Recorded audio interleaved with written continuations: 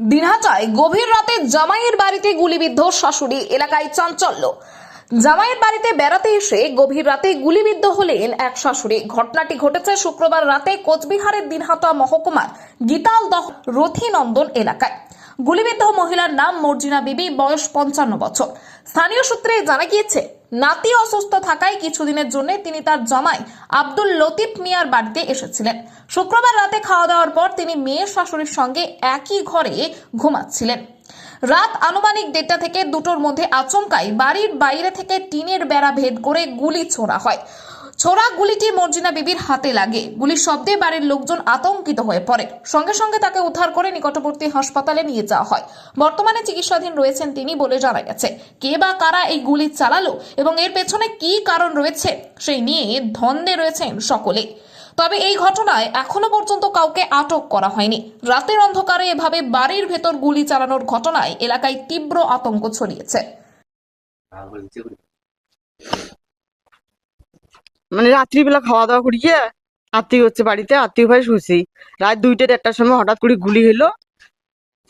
তারপরে এলা দেখি আমার পাশ হচ্ছে বিয়ে নিয়েছিল, বিয়ে নিয়ে কান্না করতেছে। উঠে এলা দেখি তো ওর হাতে গুলি লাগিয়ে রক্ত। কে কে ছিলেন এই বিছানায়?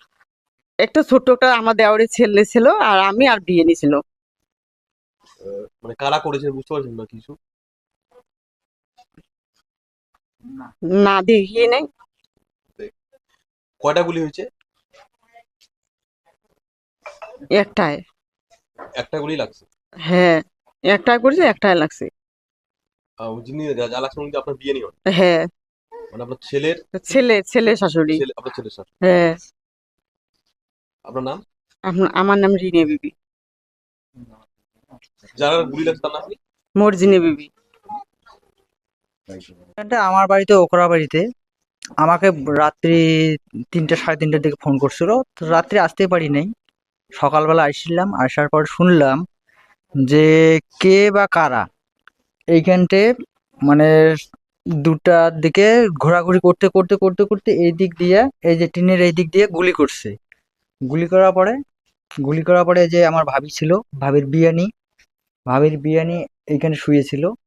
সে ভাবির বিয়ানিকে ওই গুলিটা ইনাকে সন্দেহ করে মারছে না কাকে সন্দেহ করে মারছে, ভাবিকে আমার গুলি লাগলো। লাগার পরে ওনাকে হাসপাতালে নিয়ে যাওয়া হয়। ওখানটায় আপাতত আছে এডমিশন। পুলিশ প্রশাসন আসছে, আসে তদন্ত করতেছে, দেখি কি হয়। আপনার নাম? আমার নাম জিয়াউল হাসান, রুমেট, বাড়ি ওকরাবাড়ি। কি কি মনে করছেন কেন? এটা বোঝা মুশকিল আছে কি জন্য গুলি করছে। এনা তো আর কেউ নাই, এনার স্বামী মারা গেছে, কে বা কেন গুলি করলো সেটা এখনো বোঝা যায় না। পুলিশ প্রশাসন যদি কোনো কিছু তদন্ত করে বার করতে পারে তবে আমরা বুঝতে পাবো। আপাতত আমাদের সন্দেহজনক কেউ নাই, কিন্তু কেন গুলি করলো এটা আমরা বুঝতেছি না। শত্রুতা কারোর সাথে ছিল? শত্রুতা কারোর সঙ্গে নাই।